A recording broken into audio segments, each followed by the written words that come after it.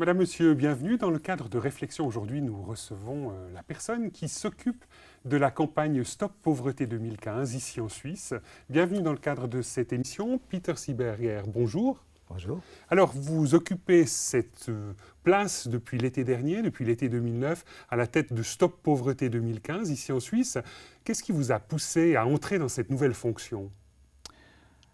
Je pense que ce qui m'a poussé à entrer dans cette fonction, c'est les années que j'ai passées en Afrique.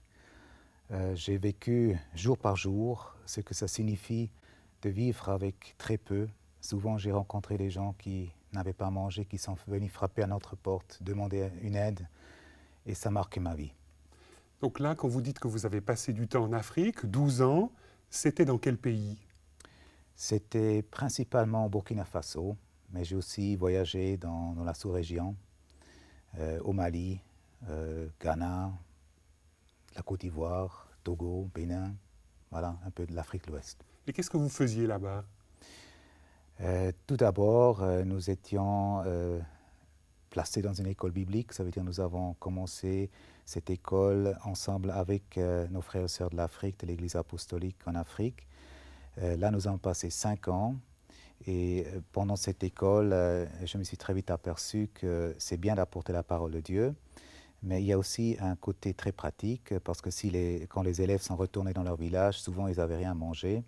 Alors on a essayé déjà à l'école biblique de monter un programme pour leur montrer comment faire avec le jardinage pour subvenir à leurs besoins ou un petit élevage.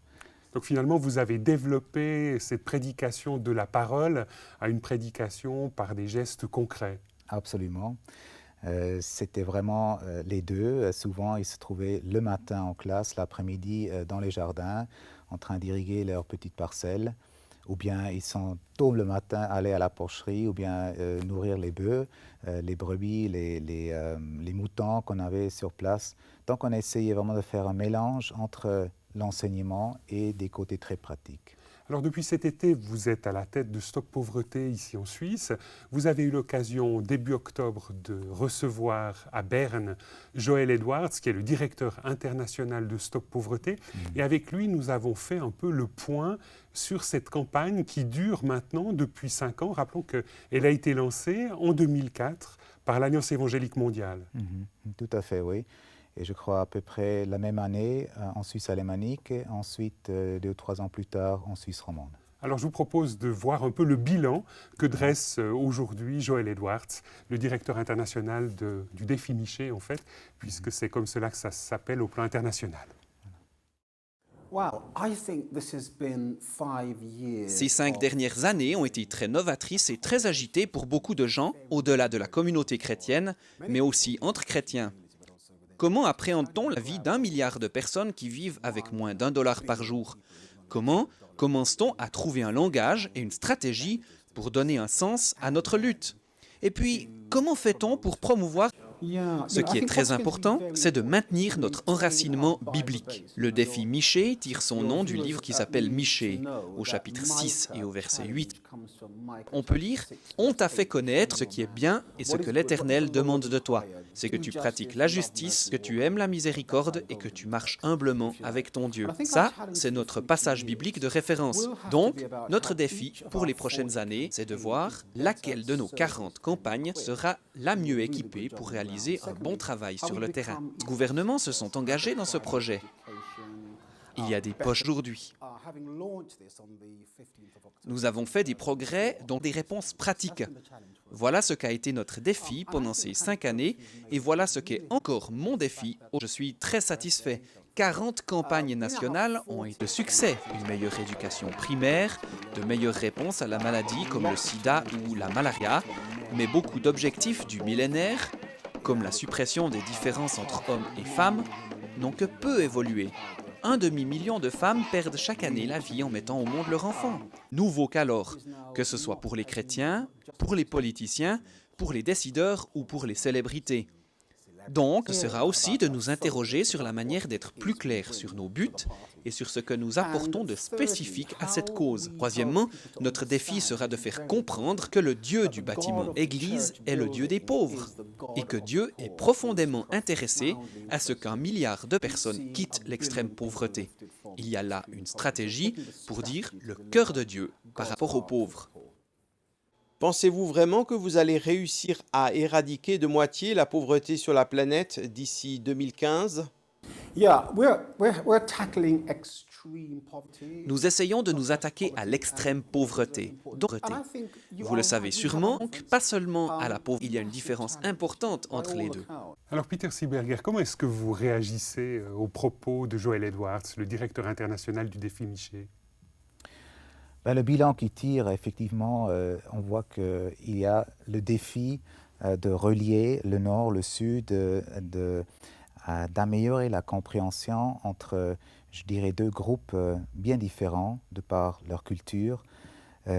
C'est aussi à notre niveau, je dirais même en Suisse, et j'ai dû penser, on pourrait même prendre le globe et dire la Suisse en quelque part vit la même chose parce que nous avons aussi différentes cultures en Suisse et rien que de rallier les deux campagnes qui sont actuellement en place entre la Suisse alémanique, en Suisse allemande et en Suisse romande. Voilà, en Suisse romande, de relier les deux, c'est aussi un défi. Il y a une barrière linguistique, j'essaie de la franchir. Donc, et vous le faites très bien en français, de manière remarquable. D'origine, je suis suisse-allemande, j'ai marié une femme qui vient de la Chaux-de-Fonds, donc là j'ai un petit avantage. Alors donc j'essaie de jeter le pont entre les deux groupes linguistiques pour en former un. Et je crois que ce que Joel Edwards dit, c'est à peu près le même défi. 28 campagnes qui sont dans le sud, le reste au nord. Et c'est plutôt le nord qui est dans la situation de devoir comprendre le sud et vice-versa. Et peut-être plus tard encore, dans cette interview, on pourrait voir comment on pourrait réaliser cela. Il y a certainement des idées à ça. Alors vous-même, vous avez des liens privilégiés avec le Burkina Faso. Est-ce qu'il y a une campagne Stop Pauvreté 2015 ou Défi Miché au Burkina? Effectivement, ça existe au Burkina. C'est malheureusement une des campagnes qui n'est pas très forte. En tout cas, je viens de passer un temps, juste la semaine passée, je suis rentré du Burkina. J'ai pu exposer à des responsables qu'on appelle les VIP, les Very Important Persons, qui viennent des entreprises, qui sont des directeurs, etc. Donc des gens haut placés. Je leur ai posé la question, est-ce que cette campagne, est-ce que vous la connaissez? Est-ce que vous avez entendu parler des buts du millénaire, etc. Donc des objectifs du millénaire pour le développement, voilà. C'est donc là la campagne de l'ONU, donc de l'Organisation des Nations Unies, que l'Alliance évangélique relaie. A repris, voilà, ou bien relaie. Et effectivement, ils ont dit qu'ils en ont entendu parler, mais la campagne n'est pas très visible, je dirais, au Burkina. Et auprès des églises, est-ce que ça suscite de l'intérêt? Est-ce qu'ils ont envie, vu qu'ils savent que vous êtes coordinateur au plan suisse, d'entrer en relation avec vous et d'essayer de voir les partenariats qui pourraient être développés avec la Suisse? En tout cas, j'ai amené justement ce livre, peut-être on en parlera encore plus tard, Parole aux pauvres. J'en ai amené une bonne quantité et ils me l'ont presque arraché de la main parce que je leur ai expliqué que ça a été fait par des ONG en Suisse pour montrer avec des histoires du Burkina et d'ailleurs ce qui est possible de faire. Donc ils étaient très intéressés à lire ce livre.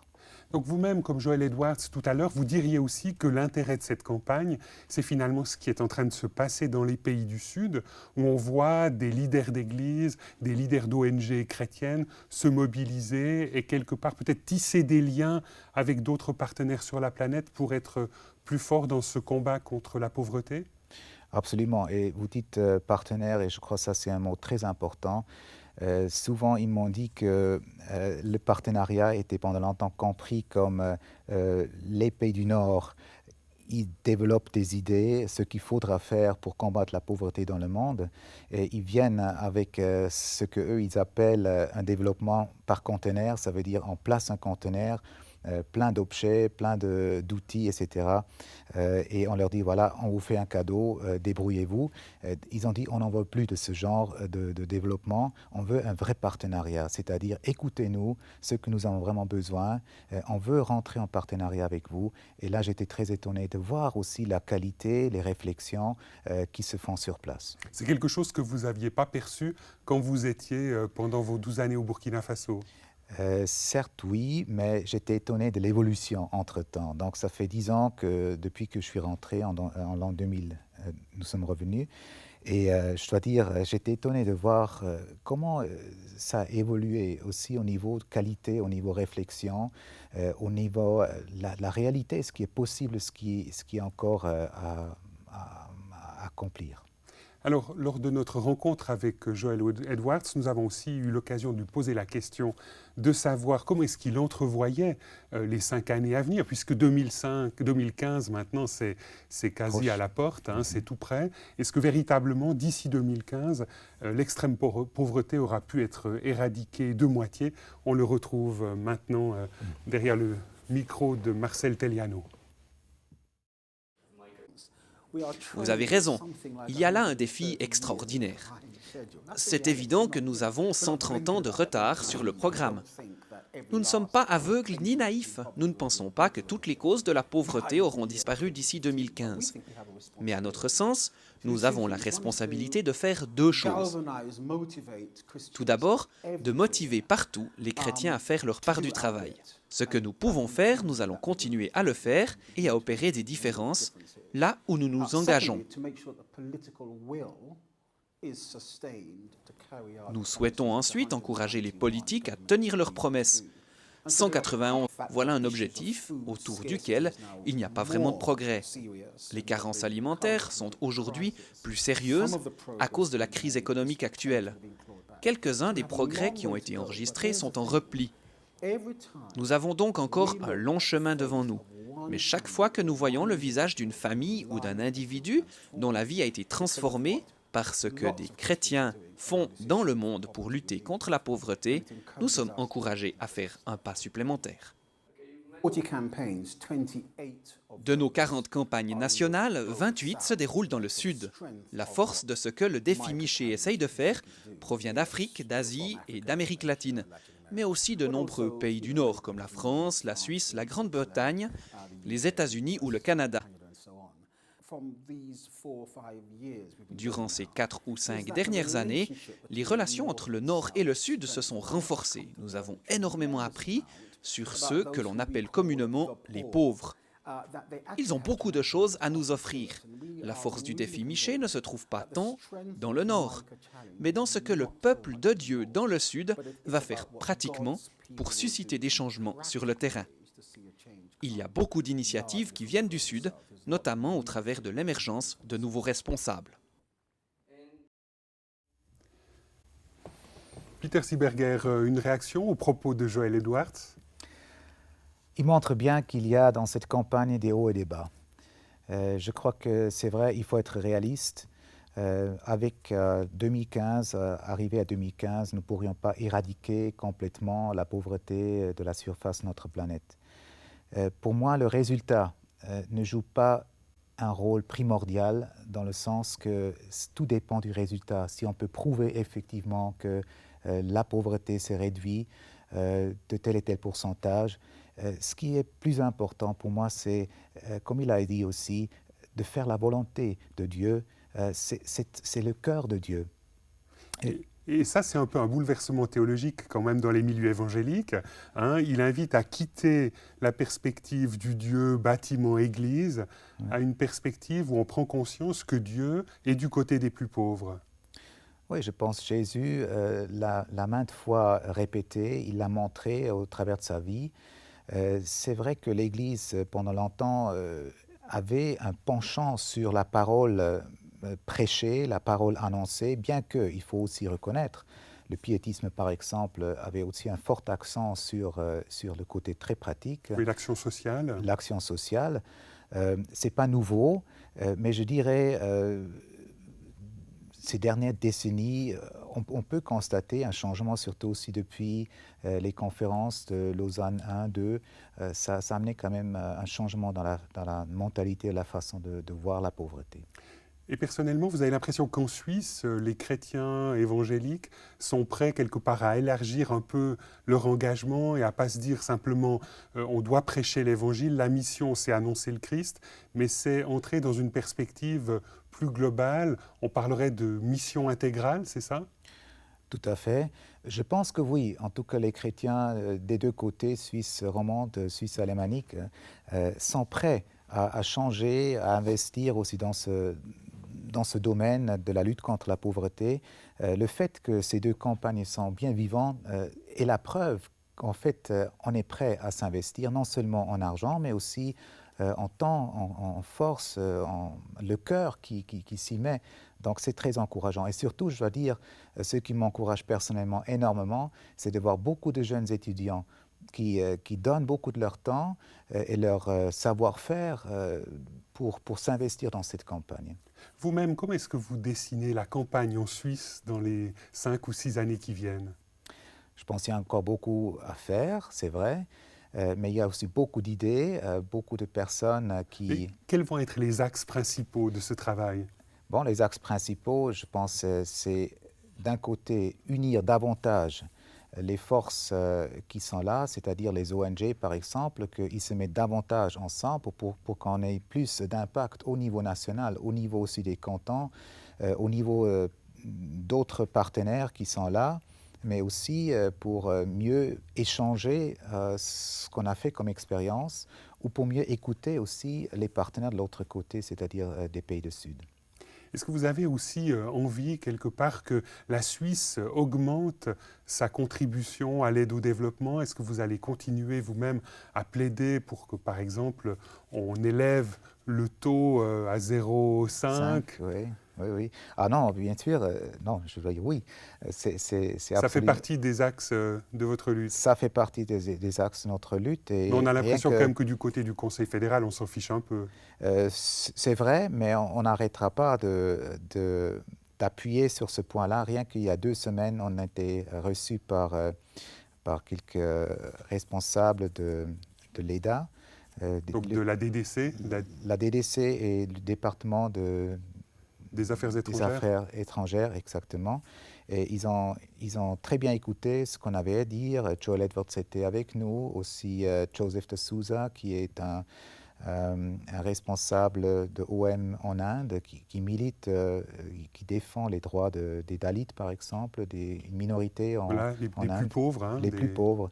Voilà, donc ils ont bien écouté et quand on a parlé d'augmenter le taux d'intérêt, ils étaient bien conscients de la lutte qui se déroule actuellement au niveau du Parlement.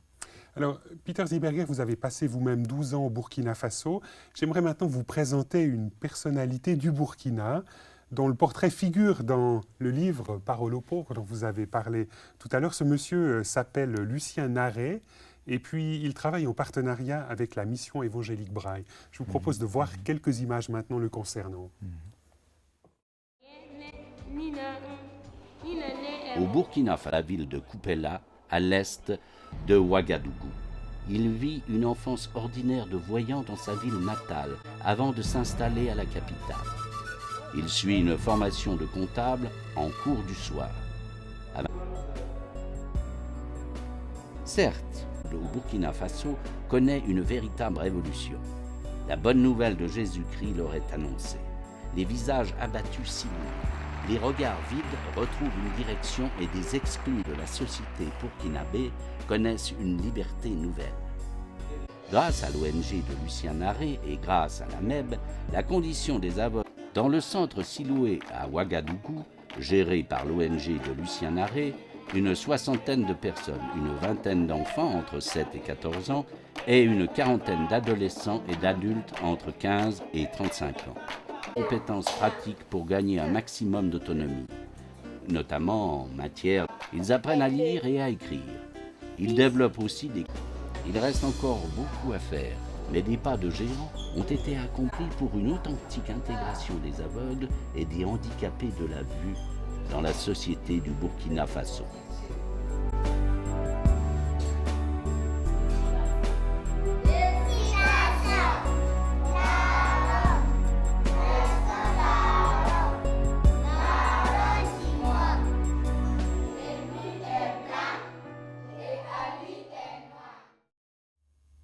De jardinage, apprendre à ôter les mauvaises herbes sans endommager la plante, parviennent à maturité sous ces latitudes. Apprendre à arroser régulièrement la plante, autant de nécessités si l'on veut que des légumes et des plantes. Il est aussi possible de s'initier à la machine à écrire, le braille, qui permet d'aller plus vite. Aujourd'hui, les nouvelles technologies sont de plus en plus accessibles aux aveugles africains. Ce travail financé par la mission évangélique Braille ne serait rien sans celui qui est devenu une sorte. D'autres centres soutenus par la MEB initient les aveugles à des technologies importantes pour leur développement personnel. Aux plus jeunes, on apprend les techniques d'écriture du Braille. Manier le poinçon et la tablette avec dextérité est alors requis.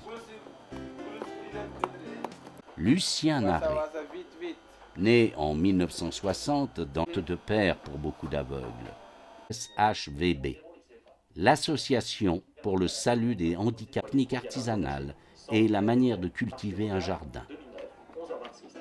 Seulement de l'alphabétisation des aveugles, mais elle leur enseigne aussi des... La reconnaissance vocale permet de gérer son courrier électronique et de la vue du Burkina. Cette ONG s'occupe aujourd'hui non et d'entretenir des relations avec l'ensemble de la planète, aussi bien qu'en voyant.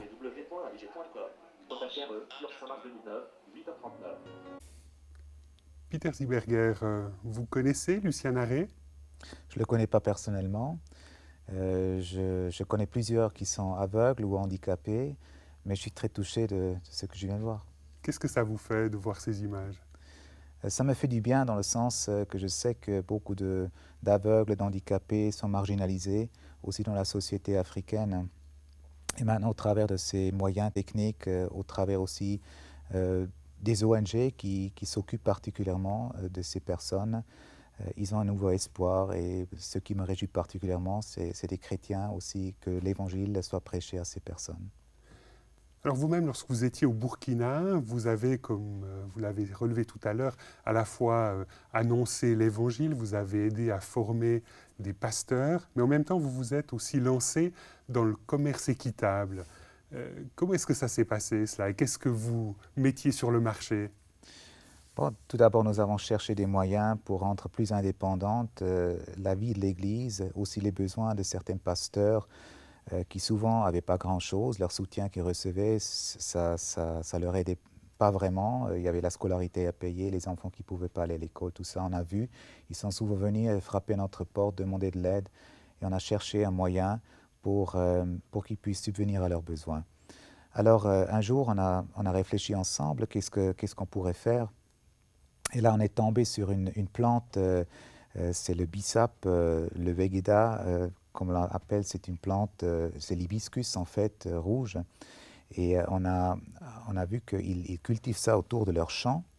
Ils mettaient ça dans l'eau bouillante et ça donnait une sorte de boisson qui était très rafraîchissante et on trouvait c'est bon. Et quand j'étais en Europe, j'ai découvert en lisant les paquets de tisane, que ce qui rendait la tisane rouge, c'était justement cette fleur. Donc l'hibiscus. L'hibiscus. Alors je me suis dit, il faut faire quelque chose avec ça, c'est facile à stocker, c'est léger pour le transport, ils savent comment produire. Donc on s'est lancé là-dedans avec un premier conteneur d'essai. On a trouvé une entreprise en Allemagne qui était bien d'accord de faire l'essai avec nous. Alors, et ça, c'était le succès. Donc, ça a marché. Ça marchait absolument. Bon, pas évidemment, comme toute entreprise, pas sans difficulté. Parfois, il y avait des saletés dedans. Il fallait vraiment être très rigoureux, j'imagine. Rigoureux exactement, ce qui concerne la propreté. Mais finalement, on est arrivé à mettre sur pied une chaîne de production et on arrivait à la fin jusqu'à 10 000 producteurs qui produisaient le bissap, cette fleur d'hibiscus. Et ça, bien au-delà de la communauté chrétienne, j'imagine. Absolument. On a inclus aussi des musulmans, c'est-à-dire on est allé dans les villages, on a créé des coopératives villageoises et ils étaient à 10 ou à 50 jusqu'à 100 personnes qui se sont mis ensemble. Et c'est de ces villages qui nous sont parvenus des quantités importantes de cette fleur. Et ça, aujourd'hui, quand vous retournez sur place, ça existe toujours? Ça existe toujours. Entre-temps, le nom de l'entreprise a changé. Depuis que nous avons quitté le Burkina, ça a été remis à d'autres personnes. Mais ça existe, ça continue et ça nous encourage. Ouais.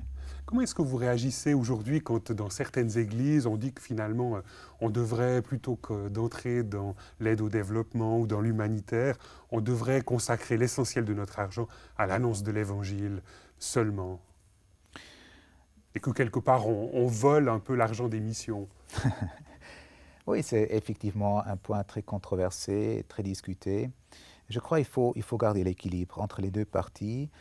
C'est vrai, il y a des ONG, parfois d'une orientation plutôt humaniste, qui ont aussi beaucoup de moyens à disposition, qui s'occupent déjà de ce domaine-là. Il faut collaborer avec eux.